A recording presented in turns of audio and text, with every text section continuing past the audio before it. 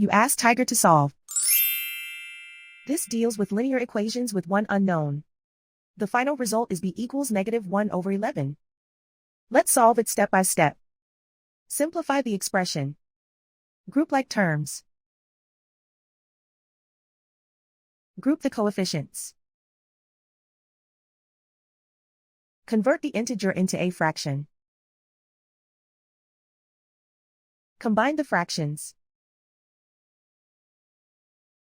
Combine the numerators. Simplify the arithmetic. Group all constants on the right side of the equation. Subtract 3/5 from both sides. Combine the fractions. Combine the numerators. Reduce the zero numerator. Simplify the arithmetic.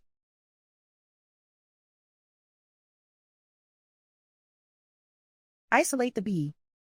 Multiply both sides by inverse fraction 5/33.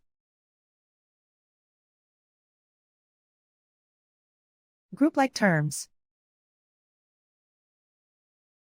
Multiply the coefficients. Simplify the fraction.